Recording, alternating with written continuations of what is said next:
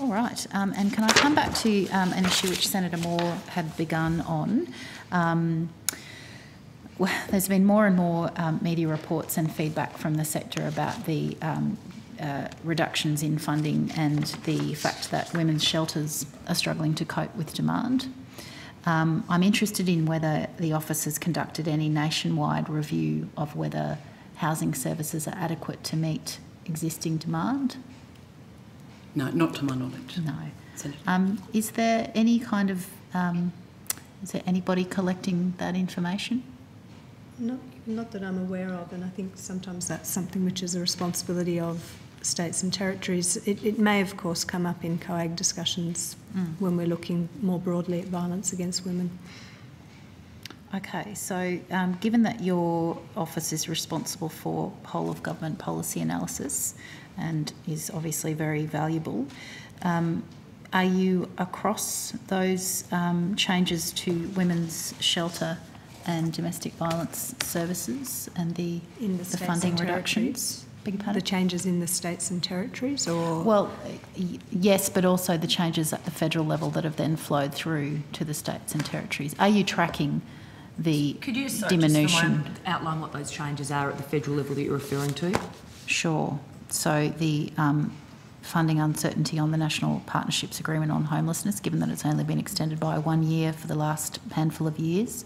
The $44 million cut to the legal sector, of which $19 million of that has been cut from community legal centres, which seemed to be some level of confusion about that, but that's my firm understanding. The funding uncertainty for the Family Violence Legal Protection Service, the $21 million funding cut to the homelessness bodies, which was unfortunately just a few days before Christmas. I mean, I can go on. Perhaps we could give you an explanation in relation to each one of them, because obviously each of what you've mentioned doesn't actually sit within the Office for Women itself. The budget that we are responsible for, albeit it's through DSS, is in relation to the second action plan, or the National Action Plan to Reduce Violence Against Women and their Children. And I think we established at the last estimates that there has been no cut at all to the funding under the second action plan, despite, and I think we had a discussion in relation to... we did work the figures out. Exactly, we worked that out, and I think we all agreed that there had been no funding cuts there. No, we didn't agree that on the amount. I think there should be more. But no. But in relation to the allocation of the funds, sure, we agreed that there had been no cut in relation to what had been allocated. Okay. In relation to the National Partnership Agreement on Homelessness, or the NPAR as it is often referred to, one of the issues that we were confronted with that when we came into government, and I think this has been articulated and it is on the record, is that there was no provision by the former government for funding beyond the forward estimates. So what we have done is that we have actually allocated the additional amount of funding to, I believe, it was due to run out on the 30th of June 2014. We've extended it for a year, and it is now being considered in the context of the 2015-16 budget.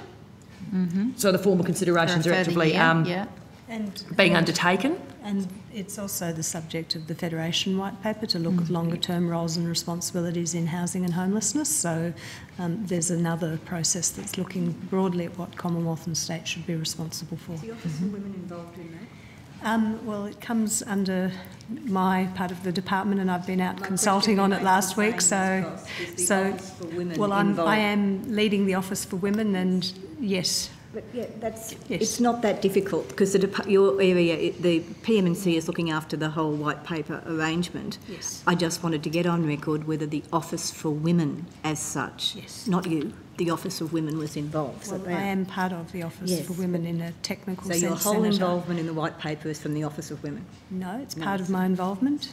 Thank you. Thanks, sorry. Yeah, that Could I just say in relation seems to to be the level of DSS confusion about what is the scope of responsibility of the office. Is it meant to be a whole of government policy review, or is it just looking at the second action plan? We seem to... No, it has the function of whole of government advice, policy Sure. coordination. But then every time I ask about something, you say that's somebody so else's responsibility. the specifics of it are handled by those departments. Those functions haven't come into PM&C, and so for specifics, decisions on funding and things like that, those departments are responsible, and they can give you detailed answers. But do you give them detailed advice about the impacts of said we have funding ongoing cuts? discussions and provide advice to them, and yes, certainly. Okay. Oh, sorry, I interrupted you, Minister. Did you want to continue? But just in relation to I think you mentioned the DSS funding, that's been continued on, I understand, until the 30th of June 2015. Okay, look, I might, with the interest of time, I might put those other lists of cuts on notice for an explanation for each one.